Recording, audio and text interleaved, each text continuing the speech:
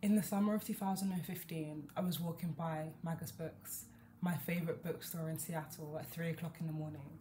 My eyes were immediately caught by the title of a book in the yellow glim behind the window. So I went there the next morning, bought it, and read it. The book was probably not the best collection of essays I'd read, but the title has since then stayed with me. The Moral Obligation to Be Intelligent. What does that have to do with learning languages? Does speaking a foreign language make you more intelligent? Depends. Is the ability to speak another language part of intelligence? Not necessarily. But being intelligent and knowing foreign languages do share one thing in common. They are both painful. And by painful, I don't mean the ennui of tediously long lectures or vocabulary and grammatical studies, or the expense of time for the pursuit of wisdom and knowledge, nor even the loneliness your dedication to the endeavour could bring upon you. The pain, the true torment, is the confusion. For the bigger the circle of the known, the greater the contact with the unknown, and the more firmly unlearnt beliefs used to stand, the more helplessly your new identity totters. If you're lucky enough to study Farsi, you may realise that not all the beautiful poetry was written in your mother tongue. That the Persian epics written in the Sassanian Empire are as beautiful as the poems of the Tang dynasty. And if you happen to study Spanish, you may realise that what you thought so unique an aspect of your culture has a similar counterpart in another culture. That the Puerto Rican morcilla is almost identical to the Korean sundae.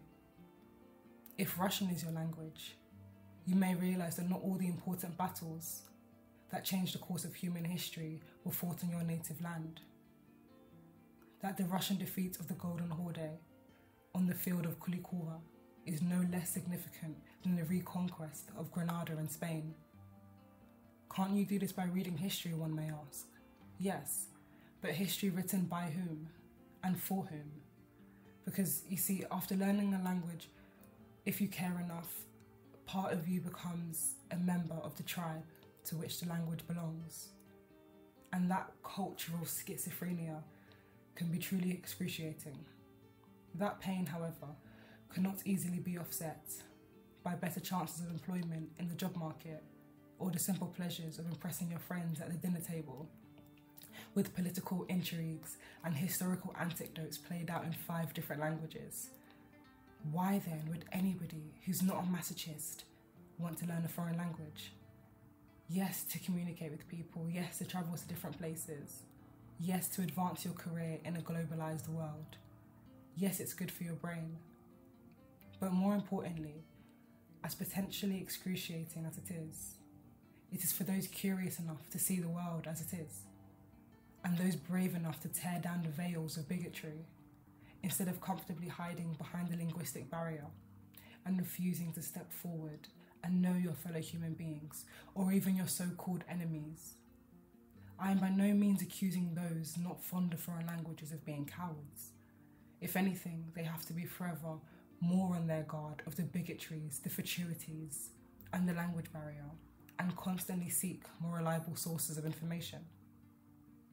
Indeed, the pursuit of knowledge is almost by definition a sort of masochism, and language learning is no exception. But in such pain, and perhaps only in such pain, can we overcome misunderstandings, bridge cultures and civilizations, and find a world of peace and prosperity.